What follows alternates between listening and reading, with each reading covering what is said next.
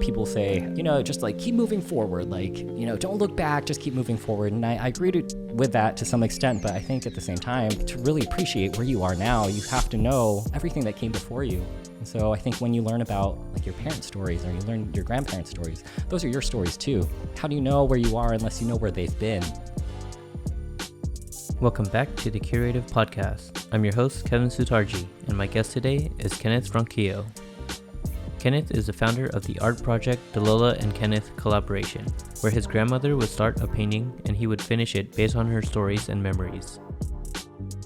Kenneth's bond with his grandmother really struck a chord with me because, as you'll see in the episode, he really enjoys working on the artwork with her. In this episode, we talk about how we should know our roots by hearing our parents' and grandparents' stories, how we should all take a step back to reflect on our own stories as well, and how his role model sparked something in him to get started into what he loved, which was art. Enjoy the show.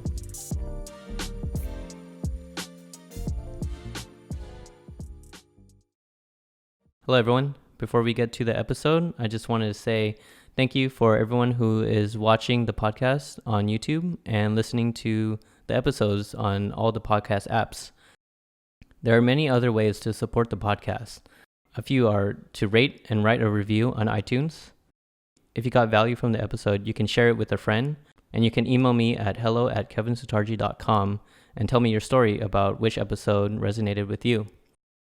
Also, when I announce my guest for the episode on Instagram and ask for questions, you can DM me your question for my guest.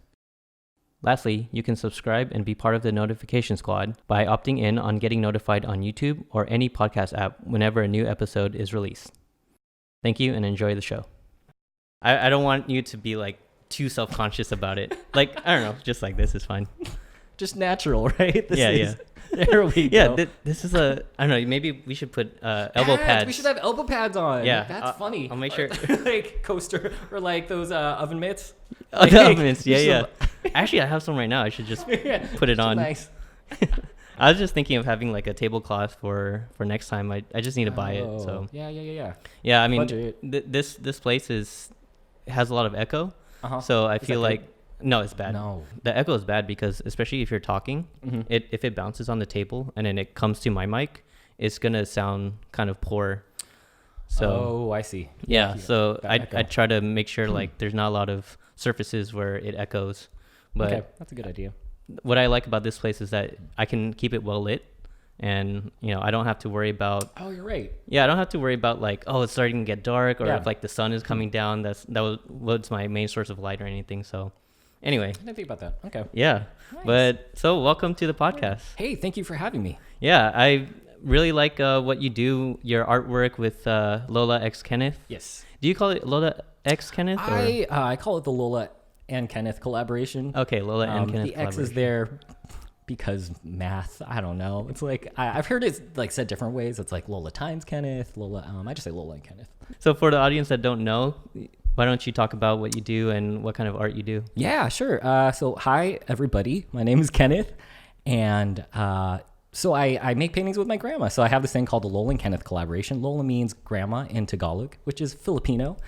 And we make paintings together. So my grandma starts every painting in watercolor. And then when it dries, I go back and I finish it. I add drawings or illustrations kind of based on her stories or her memories and just things I remember about her.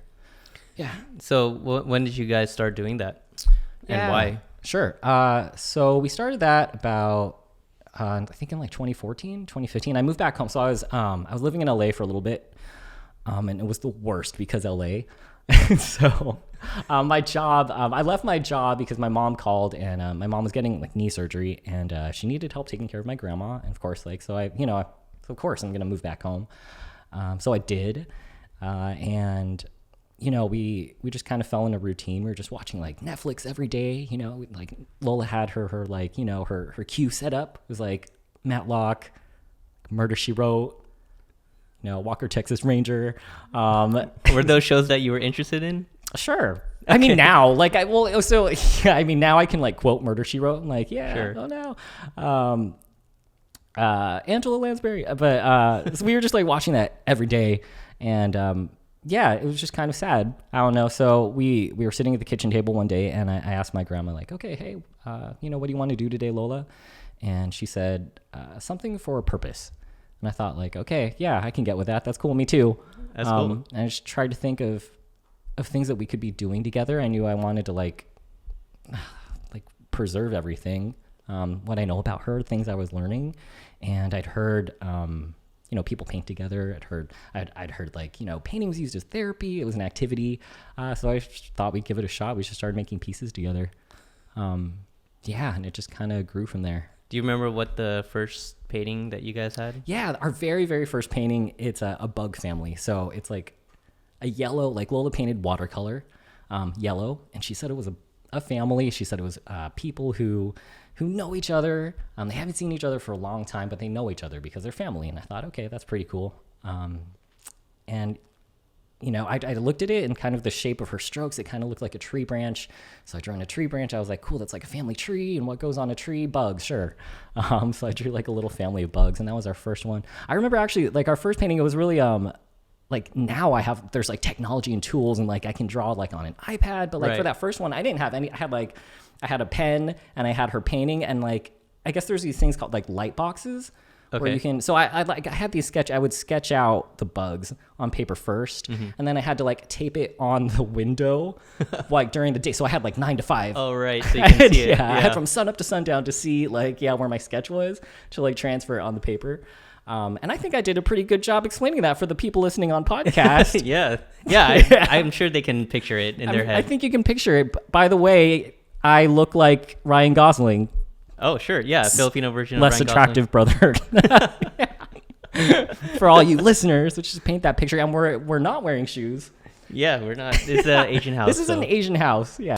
Anyway, I was wondering, like, so it seems like your grandma is likes to tell stories. Is she the type that used to tell you a lot of stories when she was younger, or when you were younger? Sorry. When I was younger. So you mean, did she tell me stories like kind of growing up? Yeah. She did. So she did, and she would tell me stories. So my grandma, she went through like World War II. Oh, yeah, that's true. Yeah, that's real. Yeah. But, like when you're growing up, I don't know, those things just kind of deflected off of me. Like I'd hear her stories, like just crazy things that happened, during World War II. Like she was like, family member died, or she had to hide in a pit. And you kind of just, I don't know, I didn't really process those things growing up. Yeah, we're probably too young to really understand how devastating that was. Absolutely. I was probably like, oh, fun, a pit game. Like, I'm going to try that, build a fortress out of a couch, or, But no, as I got older and as I, kept talking to her, those things have settled in. And now I really appreciate, wow, exactly how incredible her life is. And, man, all the things that she really thought, those things really happened. That blows me away. And were you the type that liked to hear those stories, or did she just kind of tell you without you really wanting to hear it back then? Both. No, I absolutely, I love to hear my grandma's stories. Absolutely. And she loved to talk. I remember one time I went home to visit like during college, and I was just like trying to study like on the weekend. Like I was just at home, I was like sitting next to Lola, and I was just like reading, like about like, what was I taking? Like I was reading about like monkeys or something. And my grandma's talking this whole time. Lola's talking. And I like closed my book, and I just went, and she went, I'm sorry. I'm just so happy there's someone here to talk to. Oh. And I was like, oh. Oh my gosh. Oh. I'm sorry. Just talk to me. It's cool. But it's funny in retrospect. Yeah, at the moment I feel so bad. Yeah. But what is really cool, actually, while we're talking about college, I took this Asian American class my freshman year, and I ended up in it because I went to Berkeley, and it's hard to get classes. Like I really appreciate it now. Like it made you scrappy. You want to graduate in 4 years, like you gotta throw some elbows to get the classes that you want. Super competitive. It's super competitive, and I just. Like the way class registration worked out, I ended up taking this Asian American class. Like it was what was available, and I was like, okay, cool. But what was cool was that like for the final project, you had to speak to a family member or just someone from a previous generation in your family, an older Asian, sure, and kind of place their history in the context of what was happening in history, I guess. So it was cool. I got, I for that project, I interviewed my grandma, and I I heard everything. She told me about her life. And then it's actually, yeah, really cool. I got to try and place her story in the context of, you understood what was going on in the world. Yeah, I appreciate that now a lot, actually.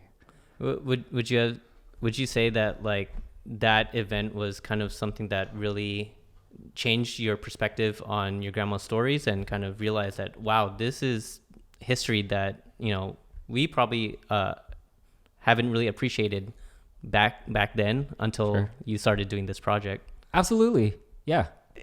In my opinion, like, because I've never heard the stories, my parents or my grandparents' stories. I've Sure. never heard their stories about, like what they did when they were young, all Yeah. their struggles or anything like that. You and I have grown up with kind of like a cushioned life. Sure. You grew up in the Bay Area, And right? yeah, I'm from San Jose, 408. Burr, burr, burr, burr. Yeah. That's And my budget. I have to do my own. Burr, burr, burr, burr. I'll add something on afterwards, Ooh, maybe. nice. But yeah, like I feel like we grew up in an environment where we don't have a lot of struggles, and maybe our parents had a lot of struggles, and our grandparents even had more struggles. So Absolutely. hearing these stories, we don't really appreciate it as much until we realize that, oh, this is what's happening in history. Like Right. this is something that we're not really going to ever experience. Right. And it's crazy, Yeah, no, I totally agree. I was thinking the other day about how, people say, just like keep moving forward, like, don't look back, just keep moving forward. And I agree with that to some extent, but I think at the same time, kind of like along the lines of what you were saying, you can't, I think to really appreciate where you are now, you have to know everything that came before you. And so I think when you learn about like your parents' stories or you learn your grandparents' stories, those are your stories too. Yeah. How do you know where you are unless you know where they've been? Yeah. And you kind of appreciate things a lot more. Absolutely, yeah. Yeah, because, we'll kind of be spoiled if we don't know how much work our grandparents, our parents did for us to be where we are now, Sure. to be able to do a certain passion as a job. Right. We're not working to try to survive. Sure. And I think that like we're very lucky in that sense. And Yeah. we should learn what happened and appreciate it. Yeah, I know. Absolutely. Whenever I'm eating my avocado toast, yeah, I'm thinking, yeah, Very- let that avocado toast be a reminder of your privilege. Yes, Yeah. yes. Everyone, someone had to plant a lot of rice, Yeah. in your family, so you could eat that avocado toast. For sure, Yeah. for sure. I really appreciate that. Yeah. So going back to your Lola, did she have any experience with like painting or anything before you guys started working together? No, and yeah, I wouldn't actually say either of us are art artists or like formally trained really before we started. My grandma, if anything, she was a baker. Oh, okay. In that sense, so she made these like Filipino pastries called hopia. It's like a flaky pastry with like mung bean inside. Oh, that sounds good. It is, yeah. Actually, like I like saw them so much, like I don't know, yeah. I like ate them so many of those, but it's delicious. But painting, no, not so much. Okay, and so when did you get into art then? Sure. Oh gosh, when I was like 4, I don't think I've ever. Okay, actually no, I've never really talked about it. Now that I think about it, I think I was like 4. I have like 4 older sisters. It's like me and my sister. Then I have 3 cousins, and they're all girls. So I'm the baby, and I'm the boy. Ding ding ding ding ding. Oh, nice. Winner. Yeah. It's been nice. Okay. So I have like 3 older sisters, so I know how to listen. Sure. But one of them in high school, I guess she was taking like a drawing class. She's really good at drawing. And I remember she would bring home her homework assignments, and I'd look at them and be like, whoa, that's really cool. Like someone could do that with just like a pencil. Yeah. And that blew me away. So I would like go home, and I don't know, I wonder what it is like when you're a kid, like what makes you like click, how do you find those things that click? And I just knew like, I want to be able to do that. That's really cool. I want to draw. So I drew on everything. I drew on like paper. I would go in like my mom's desk. I would draw on like W2s. I drew on the growth chart, took that off the wall. Yeah. Yeah. You started making a mess, The walls. basically. Yeah, I just made a mess. I drew on everything. Sorry, Mom. So that's where it started. And then Maybe like when I was in second or third grade, I got into like comic books. Okay. Really like superheroes. I was big X-Men fan growing up. Who's your favorite X-Men? Oh man. Oh, how? Probably like. Or is that too hard of a question to? Yeah, they're to all answer? unique. Yeah, I mean, true. all the guys liked Wolverine. Wolverine's cool. I'm like Gambit's like a rebel. He's Yeah, cool. Gambit's Like Beast because he's like the brains. Oh yeah. Yeah. So maybe one of those guys. I don't Okay. know. Yeah. Anyway, so yeah, I got really into X-Men, comic books, and my favorite artist growing up was Jim Lee. So he's Asian, and I think like he was supposed to be a like a doctor. I think studying to be a doctor, and then actually like he swerved and ended up drawing X-Men. And I was like, that is amazing. So I wrote to him. I remember I wrote to him in like middle school, just being like, that is so cool. You're not doing like what your parents want you to do. Yeah. And he sent me back like an autograph. He autographed a photo and like sent it back to me, and I was like, that was cool. my brain for you on the podcast. That was my brain exploding. My brain explosion. And so so that's really where I got started. Yeah, I guess I was interested in art. And I actually, now that I think about it, I peed next to Jim Lee. I don't think I've ever told anyone this. My sister knows. Where at? The bathroom, ideally. Ideally, of course. Of course, yeah. So I was at, when was that? A few years ago, I went to a comic book convention in the city at San Francisco, for you guys listening outside of California. So it was in the city comic book convention, and my sister and I, we went into like his breakout session, and it was crazy. He's amazing. He would just like 2 seconds, like crank out like Colossus, right, or like Wolverine, and be amazing. So then after that breakout session, I had hydrated very well, I guess, like I am today, and I was like, I'm gonna use a bathroom. So I'm in there and I'm doing my business, and then all of a sudden Jim Lee walks in. Right. And it was cool, and the only stall available was next to me. And what'd you do? I mean, you know, eyes forward. There are rules. There are Of rules, course, Kevin. Of course. But then what happened after? Did you talk to him or anything? I mean, you know, I washed my hands real slow, and I went outside. And I was like, I just peed next to Jim Lee. And then my sister was like, that's cool. Who's that? And I was like, it's the guy that we just saw. Then she went to use the bathroom. I'm just waiting for her outside. And then out walks Jim Lee. And he stops outside the bathroom, and he's like on his phone. He's like waiting for someone. And I'm like, oh my gosh. Oh man. Please tell me you talked to hero. him. I did. Yes, okay, I did. I walked up and I was like, hey. Hella awkward or something. Yeah, I have your face on my wall. Oh. I have a whole mural. Yeah, I have a whole mural. And on the wall. I have a whole mural on you. I lit candles. It's not a big deal. But I remember I told him we talked, and I remember he asked me, he said, oh, great. Because I told him, like, I love how, you know, you're supposed to be a doctor, right? And then, you know, go into medicine, something. Now you do art for a living. That's amazing. And then he said, yeah, so you like to draw? And I was like, I like to draw. And he's like, oh, so you do that now? And I remember, like, being so, I was like, oh, oops. This is when you were not doing Lola, Kenneth. No, this is way before Lola. I think I was still in school. I think I was still in college. So I was studying, and I was absolutely not doing anything art related. So I did the Asian thing. Like I studied public health. I think, you know, my mom just wanted me to do something like health related, ideally like be a doctor or a nurse because Filipino, something. So I was like going that route. And yeah, and like drawing was just something, I don't know, kind of like I would just kind of do on the side, or I didn't really have time for it. It was just a hobby. Yeah. But it's something that I always really, really wanted to do. So yeah, I remember like my childhood hero, like asking me, great, so you'd like, is that what you do now? And like, it just sucked, like having to be like, no, I'm studying math and yeah, taking like OChem right now or something. Yeah. And what do you say? He was like, okay, like, you know, just like, I think he understood, you know, just like, yeah, I get it. But I wish I had been, maybe that was a turning point, and I don't even realize it until now. But yeah, maybe that kind of planted a seed in my mind. Yeah. Sometimes, you know, like you're going through your life with like someone else's plan. And when you get that, you know, that moment where you're like, maybe I should reconsider what I want to do. Yeah. And maybe you didn't act at that time, but you're acting now, obviously. And we'll get to the story in a bit. Cool. But like, I feel like, you know, there are times where if you look back, you're just like, yeah, this is the reason why I made this decision in the future.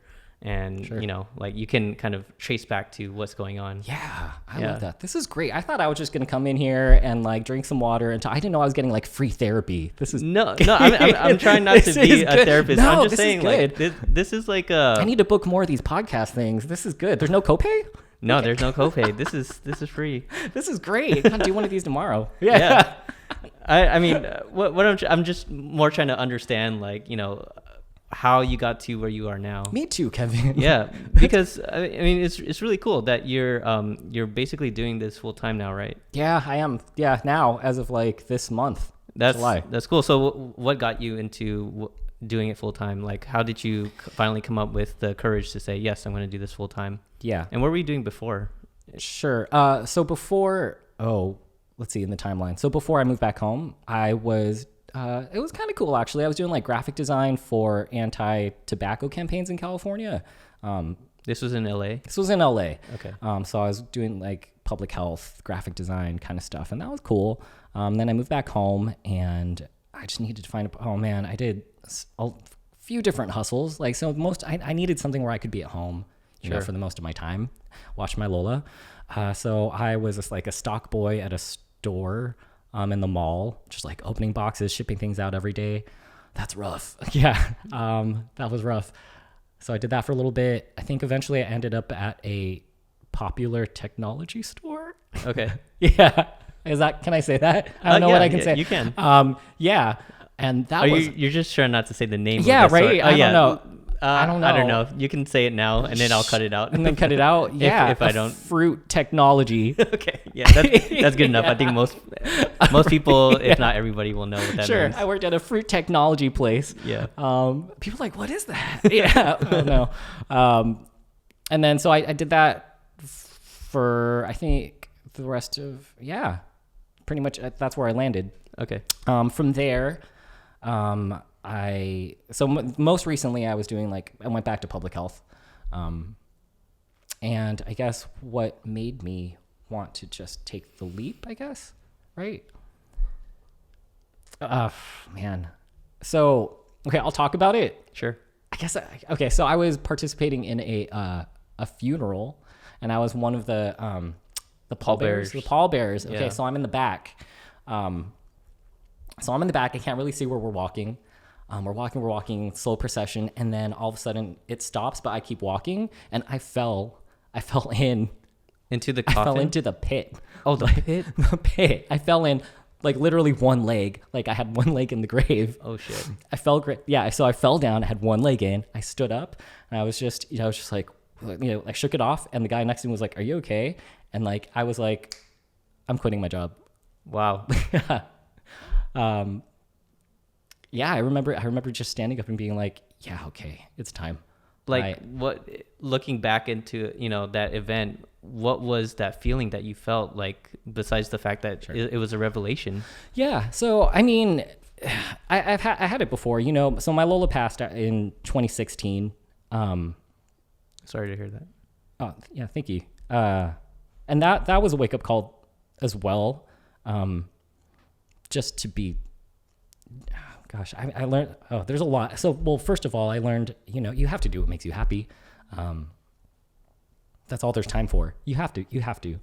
But then I went back and did public health, but it was part-time, and I was trying to juggle. I was trying to, make time for Lola, our project, Lola and Kenneth, and have some sort of income. So I guess I was approaching it, I was just trying to be, what's the word?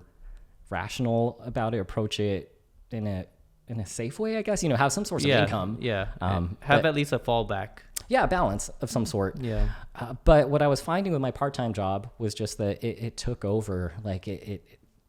All my energy was there, and then I'd have no energy at the end of the day to do the Lola and Kenneth collaboration. And so that day, I don't know. I just decided, it just came to a point where I said, I need to do this. Yeah, I just feel like I need to do it. I don't know. Wow. Yeah. So actually, with the last week's podcast recording that I did, I talked to my guest, Kristen, and she decided to make the leap as well in quitting her full-time job at a tech company, you know, safe, stable job, and go do what she wanted to do. Sure. Which was coding. I don't know. I didn't watch. Sorry, that would have been funny though. For her, it's real estate. It was real estate at the time. Okay. And it was because her aunt passed away. And and I talked about it with her. My cousin just passed away recently too.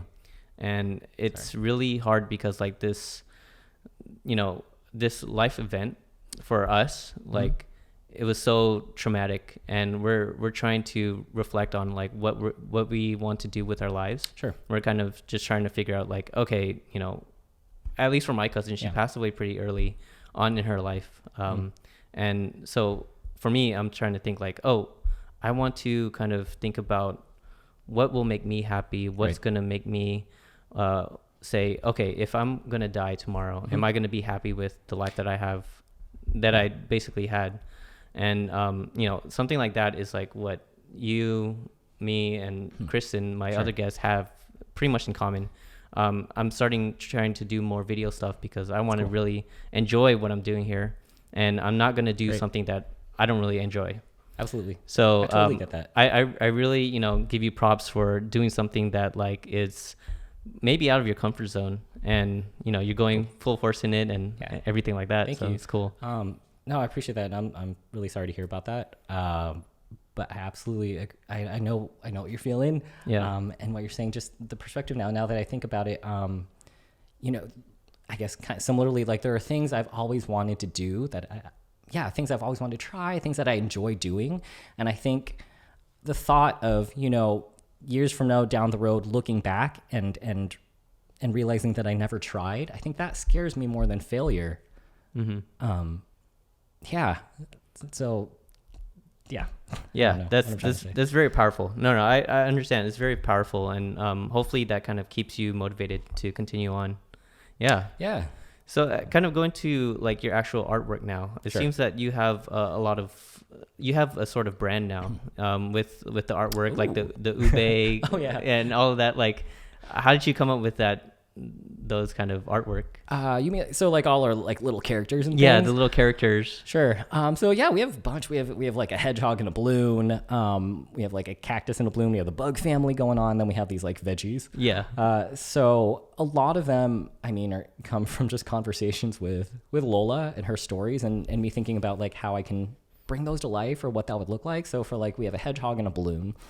We did that around Valentine's Day, and so, you know, my Lola, she'd painted like a pink circle. She said it was a balloon. So I'm like, okay, it's Valentine's Day is around now. What can we do? Like, we got to turn this into a relationship.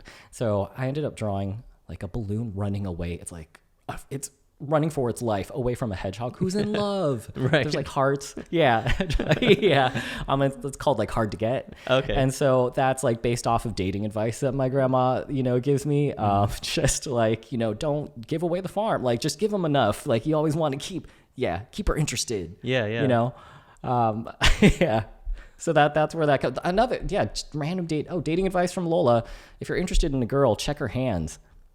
She always tell me like, you know, when you're dating, if you like a girl, look at her hands and make sure there's a callus or something, because if there's no callus, she doesn't know how to work. Oh, yeah. Interesting. Yeah. I don't know. I'll try that out, and I'll let you know if that actually works out or not. I think so. I mean, I think there's some validity to that. Lola's about like salt of the earth. Yeah, like a lady who works. That's cool. Cool. But yes, anyway, sorry. So the characters come from her stories. Was that the question? Yeah. And what would you say is your favorite story that you basically created a painting out of? Sure. I really like the bug families just because it's very, very like the first things that we made. And I kind of base them on like people in our family.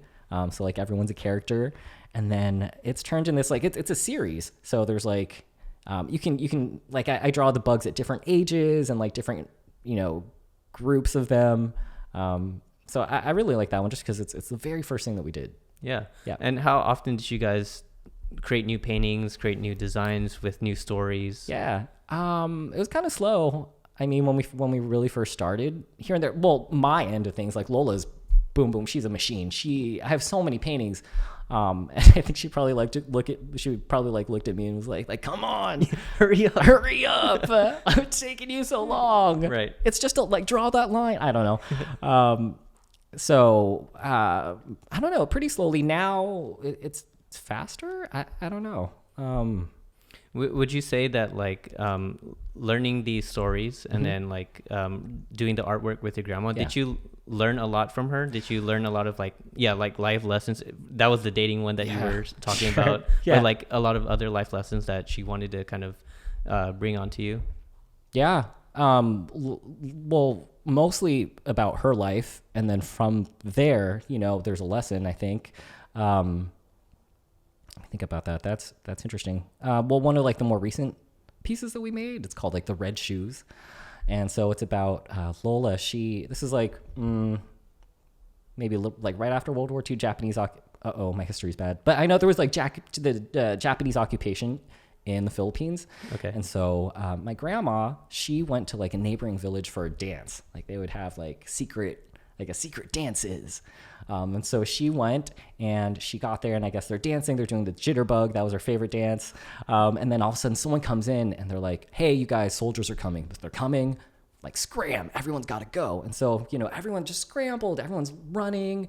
And Lola, she jumps. She sees there's a cart that's starting to leave, and she jumps on the back of it. She's just trying to get out of there and make her way home. And she said she dropped one of her shoes, and she remembers that it was red. Okay. And so we made a piece about that. And I guess that just goes back to just appreciating. I can't picture living through anything like that. I don't know. I can't. It's just so funny. When you look at when I look at Lola, she's this tiny, cute. Oh, so cute, a tiny little Asian lady with a bun. So cute. Little do you know, she's a badass. Right. At any moment, she's whoosh. Yeah. She's a rebel going to secret dances. Dances. That's so cool. I've never been to a secret dance. Yeah. Yeah. It's just because I can't get past the bouncer, but yeah. I usually but yeah, I've never done anything like that, but yeah, her life it's just amazing. That's cool. And so it seems like you learned a lot. And what made you realize that maybe people would want to hear these stories? Or even with your paintings, do you ever put tell the story with each artwork that you absolutely. Showcase? Yes. So if I'm ever showing a painting, I always include Lola's story. I sell prints and things when we have events, and I always make sure the story is on the back of it. So so people know the story. I think that's one of the first one of my biggest motivations is just I want to preserve Lola's stories. I think that's how people continue to live on. It's through stories. And so as long as those are alive, I feel I really feel like she's still here.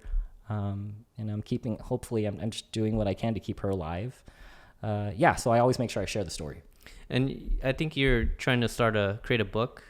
Yeah. So is that what you're gonna do with the stories? This part of it, so I'm writing a book about the 4 vegetable starches, I guess. So there's an ube, there's a taro, a sweet potato, and a yam, and it's turning into a novel, a chapter book kind of. At first, I thought I was going to do a children's illustrated kind of book, but now it's an illustrated novel. Okay. And the idea is it's kind of about, the theme is about home. Okay, what is home? Is it a where, or is it where you belong? Can home be a who? Does it have to be a location, or can it be a who? Can it be, where you find your place? Sure. How do you find your place? Sure. So I guess it's really I'm still plotting, but basically the idea is the story starts with ube, which is a little purple sweet potato, I guess, if you don't know, and it's delicious. Yeah. You can make so much with. You can do so much with ube. it. Yeah, oh my gosh. You can. I don't know why it's not in more bobas. I don't know why that's not a thing yet. Maybe you should start something. It happened. We started it here. Yeah. Yeah. We're gonna patent it right now. Ube boba. I love an ube milk tea. So anyway, sorry. So ube lives in Morning Land with Grand Ube. And it's the last day they're ever going to see each other.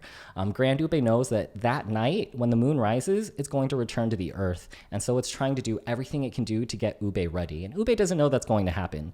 So really, at the end of the day, so they're sitting on the top of the hill, and Grand Ube has to explain to Ube, like, you know what? Tonight, I'm returning to the earth like all of the Grand Ubes before me, like my Grand Ube, like Grand Ube before that Grand Ube.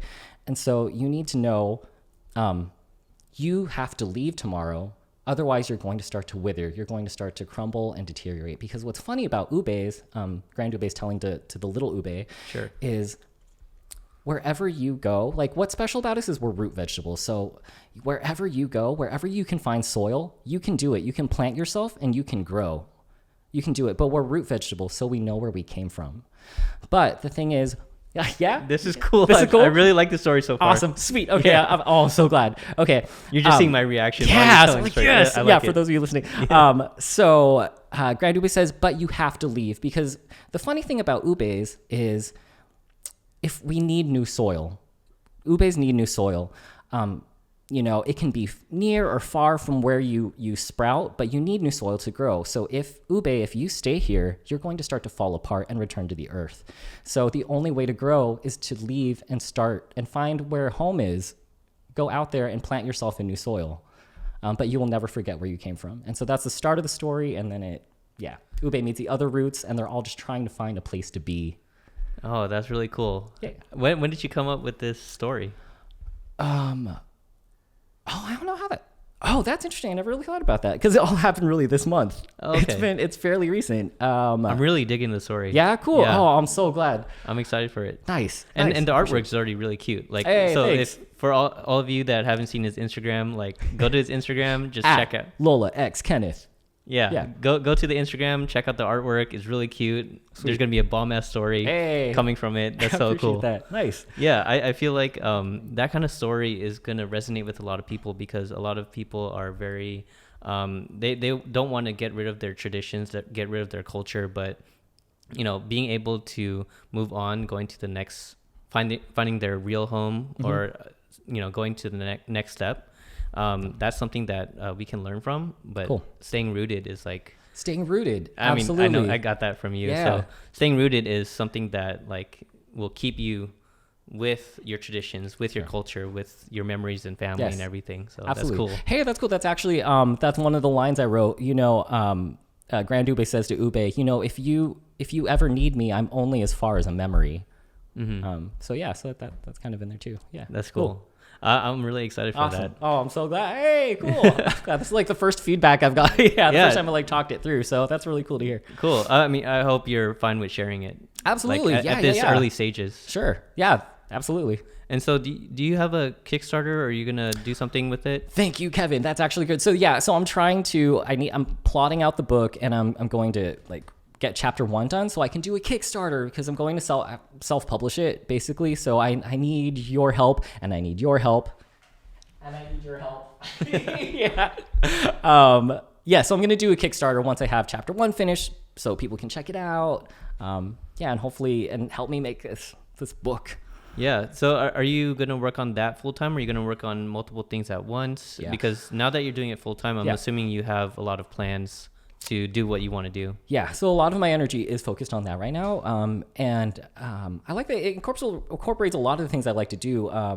So the drawing, so I'm still doing Lola and Kenneth. I need to illustrate it, and the writing, I like to write, so something I always wanted to do as well. So a lot of my energy's there, but I'm still doing, drawings on the side, for Lola and Kenneth, yeah. Did you do a lot of storytelling? Like, did you write a lot of stories back in the day? Growing up, so I guess it really goes back to when I was a kid. I was really into comic books, and I used to try and, make my own, I guess. I remember, now that I think about it, whoa, Kevin, you're unearthing a lot. This is good. We're, digging things out. I'm glad this is a revelation for you. This is amazing. There's no copay. No, there's no copay. No copay. This is awesome. I totally forgot about this. I redid X-Men comic books, but I made all the characters animals, and I called them X animals. I don't know why my head went there when I was like a little kid, but I totally It's forgot about imagination. it. Yeah, I did it in like just like a mead binder, like wide ruled, and I just like made a comic book where all the X-Men were animals. I totally forgot about that, but I'd like make up stories and stuff. So yeah. I mean, this is what I love about the podcast. Like when we're talking about what you're doing, and then like I usually ask the question like, "Oh, how did you get to this point?" Sure. You're like reflecting back about, "Oh, like back in my childhood, I did this. Yeah. Oh shit!" Like that's what actually got me interested in doing what I'm doing now and stuff like that. Never So thought about that. that's cool. Pretty cool. Yeah. Yeah. So you never really thought about, you just kind of kept going and then never really thought about like how you got to where you are. Are you that kind of person where you just try to look forward? No. I mean, I wouldn't say it's a bad thing. Like, Yeah, I'm just saying, like, you know, when people are trying to like go towards a goal, Sure. they're like set, you know, and, Yeah. like they don't look back. Sure. I think, oh, that's interesting. Oh, there's so many ways to approach this. So, like, first of all, I think I didn't, like, going through college, I didn't really have a goal. I just knew I wanted to finish, and I Don't we all? Right. I just, think I wanted just to finish. gotta I wanted finish. to pass my classes. I just need to pass. I just need to finish this. And I knew I wanted, I don't know, at that time I was like operating under, I need to make my mom happy. I want to do what's expected of me. Right. And I don't know. I didn't really think about I always knew what I wanted to do in the background, but I was just so scared to try and do it. I think, you know, it's funny. I again, in school, during college, I went back home to visit, and I was talking to my Lola, and I told her, like, Lola, it was like when I first started college, and I was like, Lola, I am really scared. I'm afraid. Everyone's really smart. Like, people at the school, these are smart kids, and I am not the brightest lantern at the festival. Like, I was just really scared. I said, Lola, like, I don't think I'm going to finish. Like, I don't understand what I'm learning. I don't think I can keep up. I'm afraid. And Lola told me, she said, why scared? Discover. And she said, what is fear? You fight him. And that really stuck with me. So I've been thinking, I have that written down on, like, I have a little, like, a journal, and that's something that I look at, like when I work. I have that on my like little drawing desk, and I look at that, because before, like, I guess going through college, and even a lot of like the life choices I've made were made out of fear.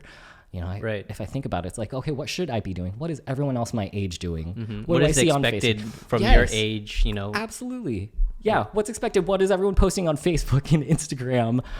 What is everything that's expected of me?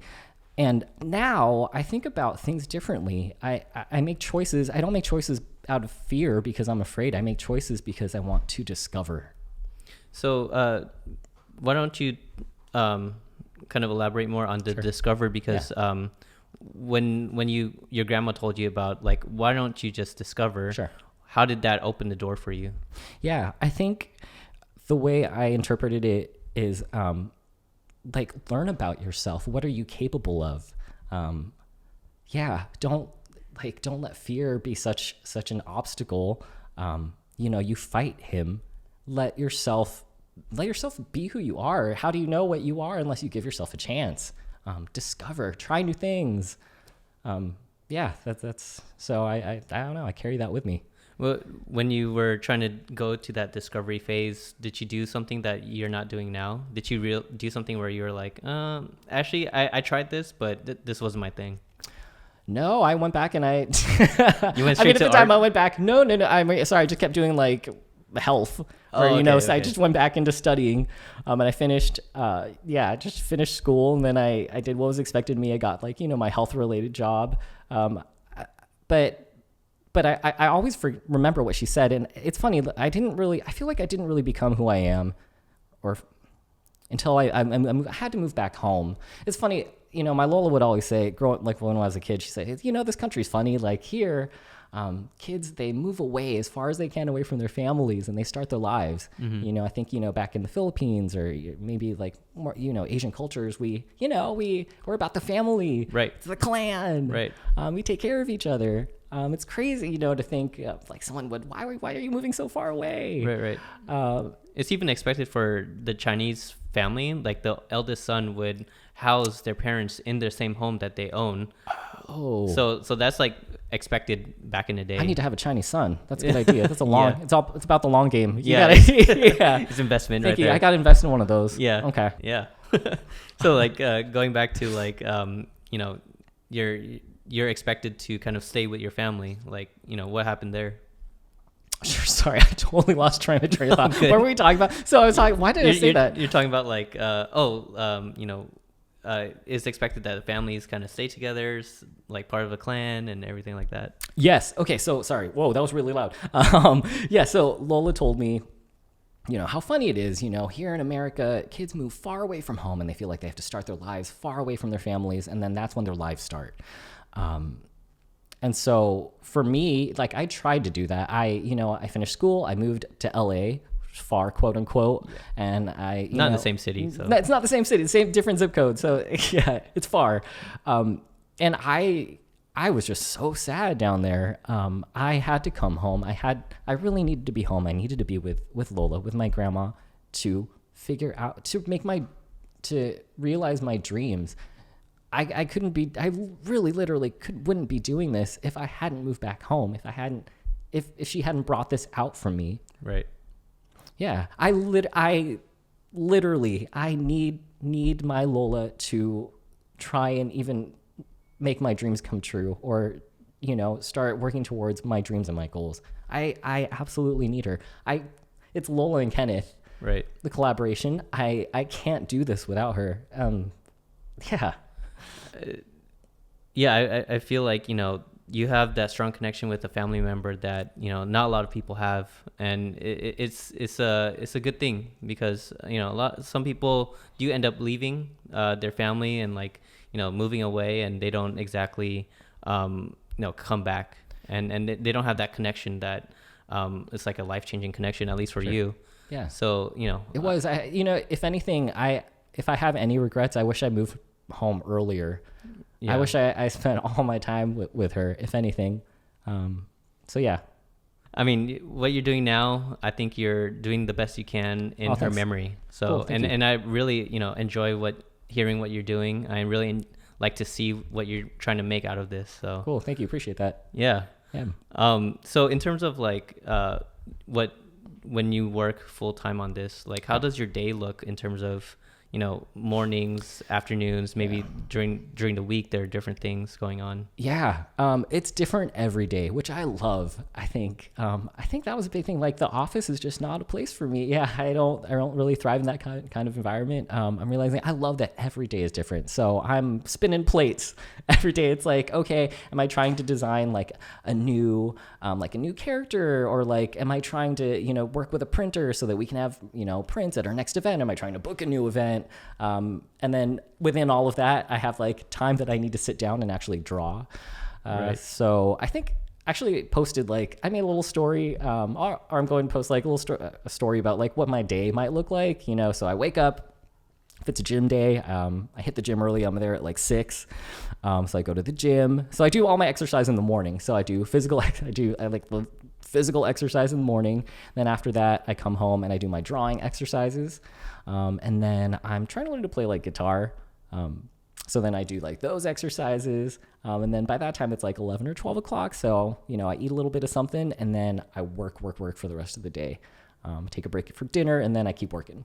It seems like during the morning, right before lunch, you do a lot of activities that are not exactly going towards the Lola x Kenneth like artwork and everything like that, but it seems like it's helping you kind of prepare. Absolutely. Like mentally, physically, and everything. Yeah, training. I always want to be learning, because like I took like a drawing class in high school, but I'm pretty much self-taught, so I want to learn, you know. So I do all my training. Mornings for training. Exercise refining, you know, trying to, you know, make this a craft.